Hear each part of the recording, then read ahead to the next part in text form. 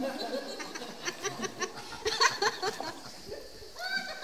so dito pa sa boat ready natin meron tayo tinatawag na couple. Sweet po, parang mabuhay ka. Ito kasi ulo namin makikita dito yung tinatawag na sweet couple. Wow! Kumbaga po yung lalaki nang liligaw sa babae pero babae kulot lang po siya pero di ko lang po alam kung buntis po yung babae dyan bata. Uy, hindi, maingunito yun. Buti pa ngayon ba ito ma'am? Matibay po yung relasyon nila. Di po katulad ng relasyon namin na ex ko, marupod lang. Punto nam lang. Ipulong na kanto. Ito din po wala ma'am. Yung nag-form na tinatawag natin Buddha. So na-imagine. Oh, yan, dito yun. Ni Mama. Kung hindi po natin na-imagine na sa Buddha yan ma'am sir, okay lang po wala pong basagan ng trip dito, mag-imagination lang po kayo. Sa Bali, met. Sa Bali, kasi andito si Buddha. Right.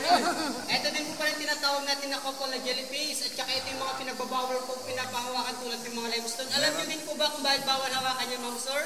Yes. Nandito rin yung jellyfish. Once kasi napilitin natin abutin yan, baka matog yung bangka natin kaya po pinagbawal po. Okay.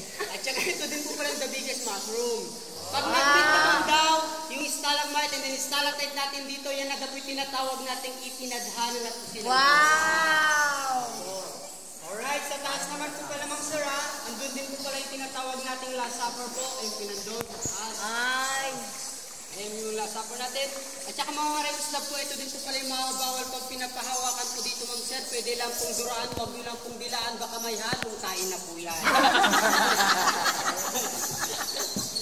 Okay, so ito din po pala yung nag-form dito na parang imahin naman po. Ito naman po siya. Ma'am sir, dito pala sa tapat nito, libre pong pagmasdan sa taas sir, pero please lang, huwag nyo po ibukang mga bibig nyo kasi nandito po yung mga footbox natin. Ang daming ano. Ang daming paniki. Kung may pumatak na malamig sa inyo dito, don't worry po, holy water. Pero kung mainit na po pumatak po sa inyo dito na tubig, yung po tinatawag na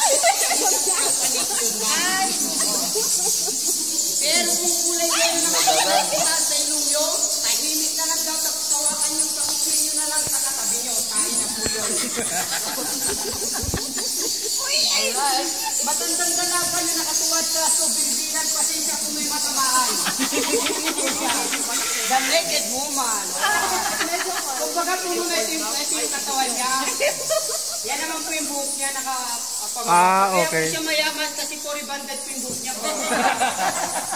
Ang nakaka-discourage na sa kanya dito sa ma'am yung puwet ng manok niya yung ulo ng babae. Ayun po siya yung pinaka-discourage. So kaya pala tinawag na lusok si ma'am ay dahil pala dito sa butas dito. Di ba lusok is Ilocano term natin yun ma'am? Abot. Opo, sa another word sa Ilocano is abot. Sa Tagalog yun na po yung butas. Pero hindi lang po yan po yung nagpatunay kung bakit tinawag na lusok cave kasi pati yata yung dalawang bangka natin ay may butas din po ma'am. Ay! Pero kung sila po papasok po dito. At saka nandito din po pala yung mga another bus natin.